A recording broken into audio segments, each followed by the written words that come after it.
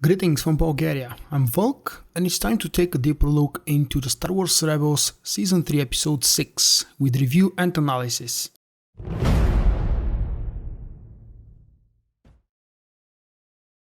The story recap.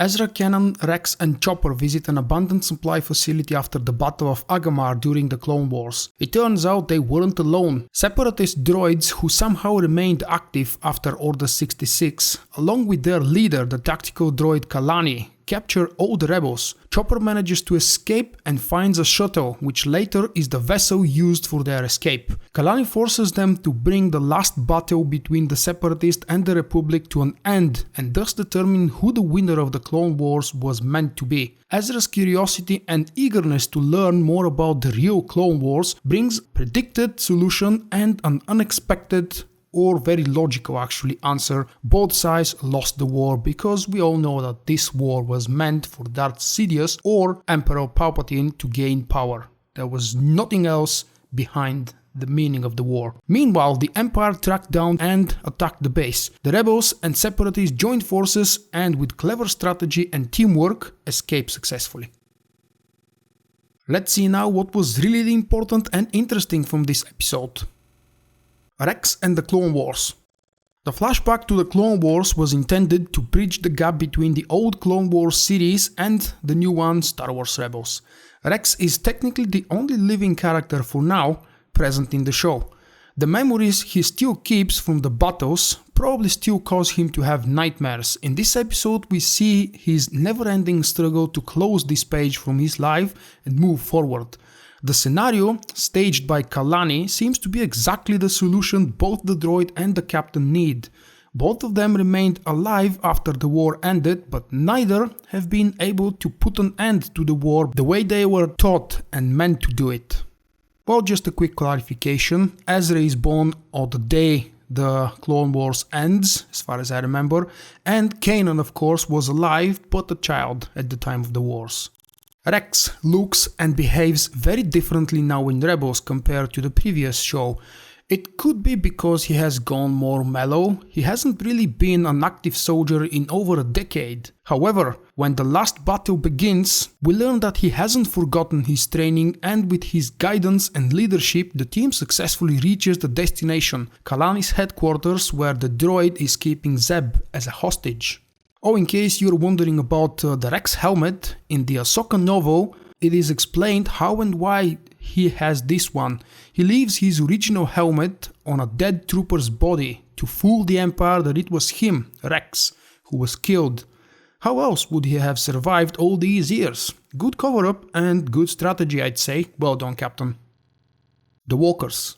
I must admit, the moment I saw the Empire landing such a heavy force unit, I thought, okay, this might be a two-part episode. Nope, sadly, all the heavy artillery was just for a fluff. I admit it was fun to see an AT-AT being taken down by a blow in the leg. It's actually more believable than what Luke did in Empire Strikes Back. What I hate to see is such a legendary war machinery being constantly mocked and defeated in such a way. What's next? A kid Padawan would wave a hand and whole line of walkers will just fall as a domino effect? From the Rogue One trailers we have seen so far, AT-ATs are not something easily taken down, and I sure hope the movie will prove it. The aiming. Can anybody but the Jedi aim properly in this universe? Alright, we all know that stormtroopers are the worst at that, despite of what Ben Kenobi told Luke in A New Hope.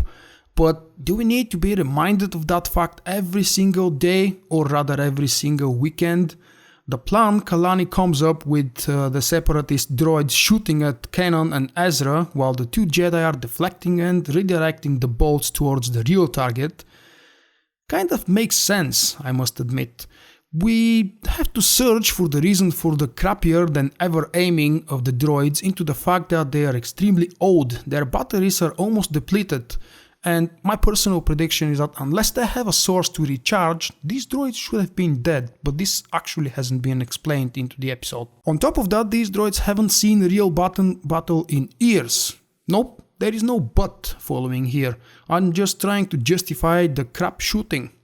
Though I'm totally powerless and speechless at the stormtroopers failing to hit the shuttles while they're escaping. I mean, they fly right on top or above their heads. It's one thing missing to hit a moving humanoid, it's supposed to be small, but comparing that to a shuttle, the video and sound effects.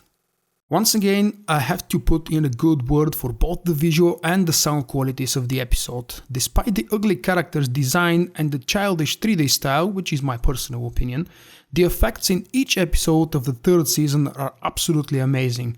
The way that Walker fell down, the smoking droidekas, the music background, all near perfect, and they all complement the plot of the episode very well.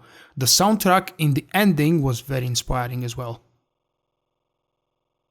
And we come to my final verdict for this episode. My review might have sounded a little bit more on the negative side, but it's just because I find it more fun to point out the flaws of the episode specifically. You might know that I wasn't the biggest fan of Clone Wars, and the last battle is all about flashback to the previous animated series from LucasArts. The episode, however, was a perfect bridge between the two Star Wars series, and I enjoyed seeing Rex in action, even though I dislike his appearance. No, it's not the beard, it's the silly pants he's wearing.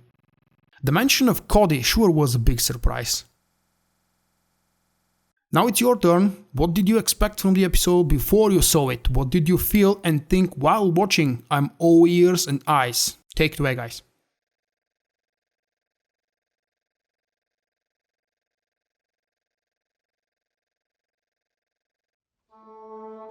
Thank you for watching, I hope you have enjoyed the video. If so, click the like button and help me out. Also leave a comment and let me know what you think. Visit my website vulkk.com for daily videos and news, and stay in touch by following me on Facebook and Twitter. To help me improve and expand, consider becoming my patron with a small monthly pledge.